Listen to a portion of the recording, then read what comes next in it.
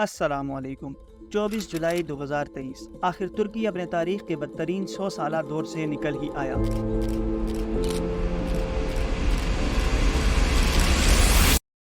اس دور کا آغاز سلطنت عثمانیہ کے خاتمے کے ساتھ ساتھ ہوا، جب ترکی نے ورلڈ وار 1 میں جرمنی کا ساتھ دیا اور اسے ایک بھاری شکست کا سامنا کرنا پڑا، جس کے بعد اتحادیوں نے مل کر ترکی کو 100 سالہ ٹریپ یعنی 24 جولائی 1923 کو ٹریٹی آف لوزان میں پھنسا دیا، جس کے بعد سلطنت عثمانیہ کی حدود کا باقاعدہ خاتمہ ہوا اور ساتھ ہی ساتھ ماڈرن ترکی بھی وجود میں آیا۔ اس معاہدے کے تحت ترکیوں کو عرب کی سرزمین سے بے دخل کر دیا گیا اور ساتھ ہی ساتھ کچھ ایسی پابندیاں بھی لگا دی گئی جس کی وجہ سے ترکی کبھی معاشی ترقی نہیں کر پایا۔ مگر 24 جولائی کو ٹریٹی آف لوزان ختم ہونے کے بعد اب ترکی ان تمام پابندیوں سے دستبردار ہو چکا ہے، اور یہ سوال سامنے آتا ہے کہ کیا ترکی اب معاہدہ ختم ہونے کے بعد واپس سے سعودی عربیہ کو ٹیک اوور کر پائے گا؟ کیا اس معاہدے کے ختم ہونے کے بعد اردوان اب ترکی کو نئی اونچائیوں پر لے جائیں گے؟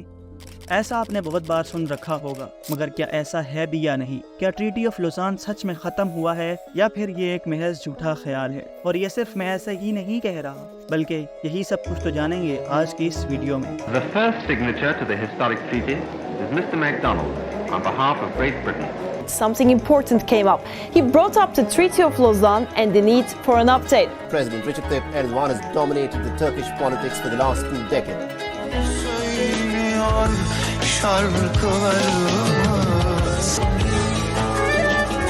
Biz Türkiye'yi çok seviyoruz.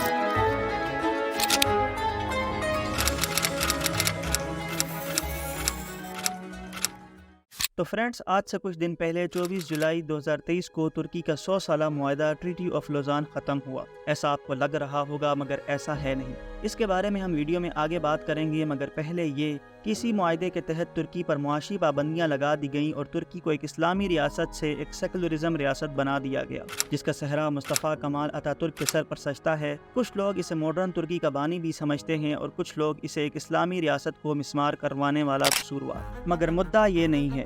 مدعا یہ ہے کہ آخر ان ساری پابندیوں کے باوجود بھی طیب رجب اردوان نے ترکی کو واپس سے ایک ابھرتی ہوئی اور ترقی یافتہ ریاست کے طور پر دنیا کے سامنے متعارف کروایا، اور پچھلے کچھ سالوں میں ترکی کی معاشی حالت میں کافی بہتری بھی لائی۔ مگر اب ٹریٹی آف لوزان ختم ہونے کے بعد ترکی کے پاس ایک ایسا موقع ہاتھ آیا ہے جس کی وجہ سے ترکی اپنی جی ڈی پی بہت تیزی سے بڑھا پائے گا۔ مگر ایسا ہوگا کیسے؟ تو اس کے لیے ہمیں دراصل ہسٹری کو ذرا ریوائنڈ کرنا پڑے گا۔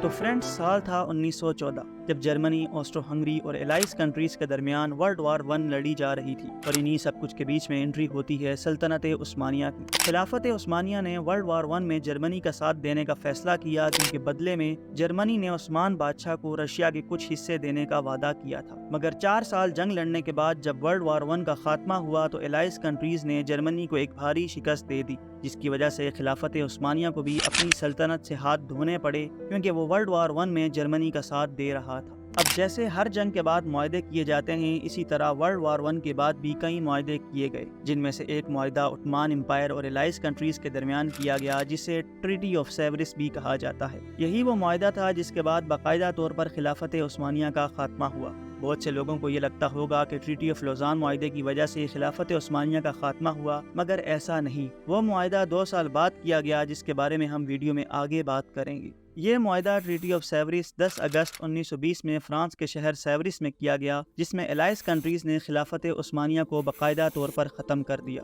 اور خلافت عثمانیہ کے حصوں کو آپس میں بانٹ لیا۔ برٹش عراق اور فلسطین پر قابض ہوا، فرانس نے سیریا، لبنان اور اناطولیہ کے کچھ حصوں کو بھی ہتھیا لیا، جبکہ حجاز یعنی سعودی عربیہ کو ایک انڈیپینڈنٹ ریاست بنا دیا، جس کے بعد خلافت عثمانیہ دنیا کے نقشے پر کچھ ایسے نظر آنے لگی۔ تو فرینڈز، ٹریٹی آف سیوریس کے بعد خلافت عثمانیہ کا خاتمہ تو ہو چکا تھا، مگر یہ معاہدہ ترکی میں رہنے والے لوگوں کو کچھ خاص پسند نہیں آیا، اور ترکی میں اس معاہدے کے خلاف ترکش نیشنل موومنٹ کا آغاز ہوا، جس کی کمان سنبھالنے والے لوگوں میں سے ایک آدمی مصطفیٰ کمال اتا ترک بھی شامل تھا۔ اس موومنٹ کے نتیجے میں ترک رہائشیوں نے واپس جنگ لڑ کر اناطولیہ یعنی آج کے موجودہ ترکی کو واپس حاصل کیا، کیونکہ یہ حصہ ٹریٹی آف سیوریس میں فرانس نے لے لیا تھا، اور اسی موومنٹ کے نتیجے میں الائز کنٹریز کو دوبارہ میدان میں آ کر ایک اور معاہدہ کرنا پڑا، جو ہمیں ہمارے دوسرے چیپٹر پر لے کر جاتا ہے۔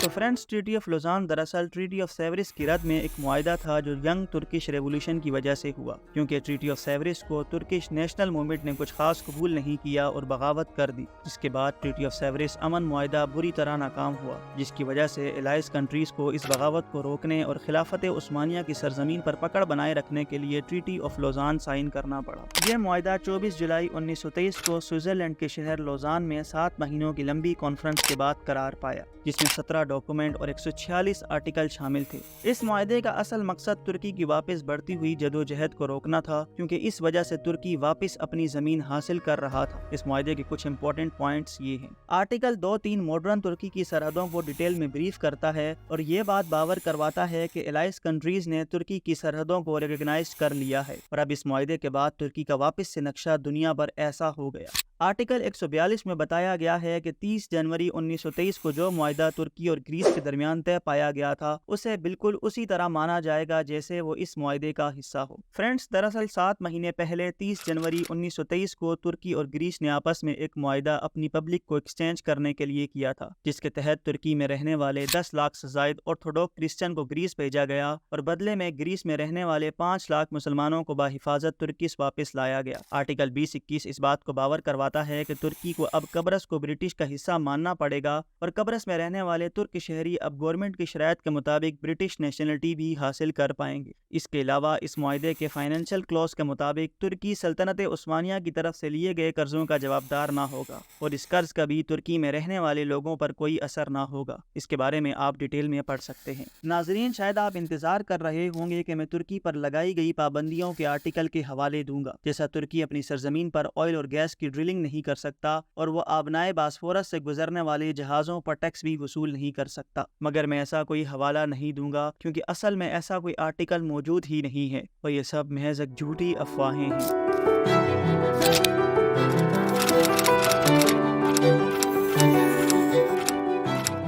ناظرین، آپ کو اس بات پر غور کرنا چاہیے کہ ٹریٹی آف لوزان دراصل پولیٹیکل کلوز، فائنینشل کلوز اور زیادہ تر موجودہ ترکی کی حدود کے بارے میں ایک ڈیٹیلڈ معاہدہ تھا، جس پر الائز کنٹریز اور ماڈرن ترکی کے بانی مصطفیٰ کمال اتاترک نے دستخط کیے تھے۔ اس معاہدے کے بعد چھوٹے چھوٹے اور بھی معاہدے کیے گئے، جیسے 20 جولائی 1930 کو آبنائے باسفورس کے بارے میں معاہدہ کیا گیا، جس میں یہ بتایا گیا کہ ترکی بحیرہ اسود اور بحیرہ اجائن کے درمیان تمام جہازوں کا راستہ کھلا رکھے گا اور اسے بند کرنے کا کوئی حق نہ ہوگا، مگر یہ ساری باتیں جیسے ترکی آئل اور گیس کی ڈرلنگ اپنی سرزمین پر نہیں کر سکتا اور آبنائے باسفورس سے گزرنے والے جہازوں پر ٹیکس بھی اکٹھا نہیں کر سکتا، یہ محض اور محض جھوٹی افواہیں ہیں۔ میں نے اس معاہدے کے 146 آرٹیکل کا مطالعہ کیا، مگر مجھے ایک آرٹیکل بھی ایسا نہیں ملا جس میں آئل اور گیس ڈرلنگ پر پابندی یا پھر ٹیکسز اکٹھے کرنے پر پابندی لگائی گئی ہو۔ اگر آپ چاہیں تو اسے خود بھی پڑھ سکتے ہیں، میں اس کا لنک ڈسکرپشن میں دے دوں گا۔ ریسرچ کے دوران مجھے ایک ویب سائٹ کا آرٹیکل ملا جس کے تحت ترکی کے 43% گریجویٹ اس بات پر یقین رکھتے ہیں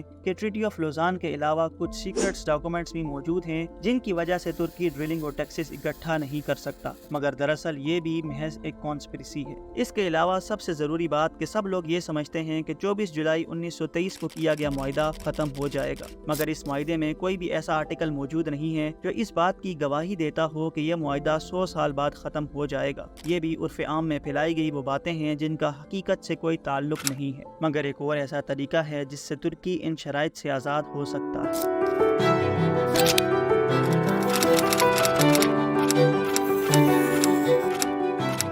ناظرین، دراصل اس ٹریٹی کا مین مقصد یہ تھا کہ ترکی واپس سے فتوحات شروع نہ کرے اور اپنے آپ کو واپس سے ایک اسلامی سلطنت بنا کر خود کو اسلامی خلیفہ نہ کہلوائے۔ اسی وجہ سے موجودہ ترکی کے اسلام پسند لوگ اس ٹریٹی کی وجہ سے بہت ناراض ہیں، کیونکہ ان کے مطابق اسی ٹریٹی کی وجہ سے وہ واپس جنگ نہیں لڑ سکے اور ترکی کو واپس سے ایک اسلامی ریاست نہیں بنا سکے۔ مگر ناظرین، اگر ترکی خود یہ چاہے کہ وہ اس ٹریٹی سے دستبردار ہو جائے تو ایسا ہو سکتا ہے۔ تاریخ میں ایسا کئی بار ہوا ہے کہ معاہدے کر کے توڑ دیے گئے ہیں، مگر ایسا کرنے سے ترکی کو بہت سی پرابلمز کا سامنا کرنا پڑے گا، کیونکہ ویسٹرن پاورز ایسا نہیں چاہیں گی کہ ترکی واپس سے پاور میں آئے اور وہ اسلامی ممالک کا سربراہ بنے۔ مگر باوجود اس بات کے پچھلے 10 سالوں میں طیب اردوان نے ترکی کو کافی اسٹیبل کرنے کی کوشش کی، مگر اس دوران کئی مشکلات بھی آئیں جس وجہ سے ترکی ہمیشہ اپنی اکانومی کو لے کر کشمکش میں رہا، جیسا 2017 کی ترک بغاوت میں ہوا۔ کووڈ-19 نے جہاں پوری دنیا کو اپنی لپیٹ میں لیا، وہاں ترک اکانومی پر بھی اس کا اثر پڑا، اور پھر پچھلے سال ترکی میں جو ارتھ کویک آیا۔ मगर फिर भी तुर्की अपनी इकॉनमी को स्टेबल करने की तकदो कर रहा है। इसके अलावा अब तैयब एर्दोगान दूसरे ममालिक से दोस्ताना ताल्लुकात भी बना रहे हैं, जिसकी वजह से वो तुर्की को और मजबूत बना देंगे।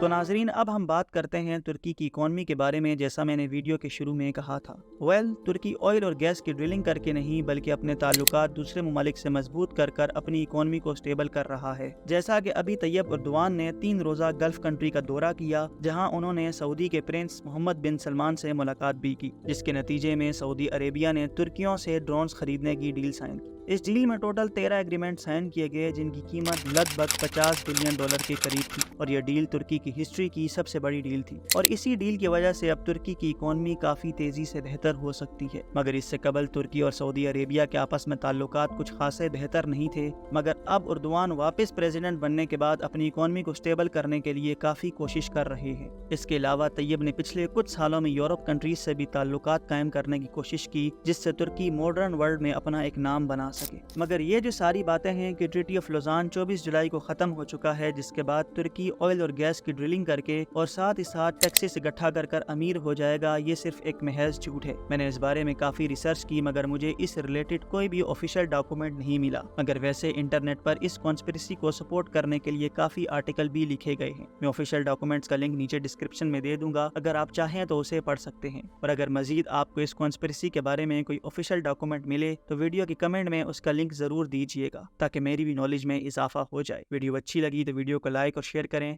मजीद इसी तरह की वीडियो के लिए चैनल को सब्सक्राइब करें। मिलते हैं किसी और वीडियो में। अल्लाह हाफ़िज़।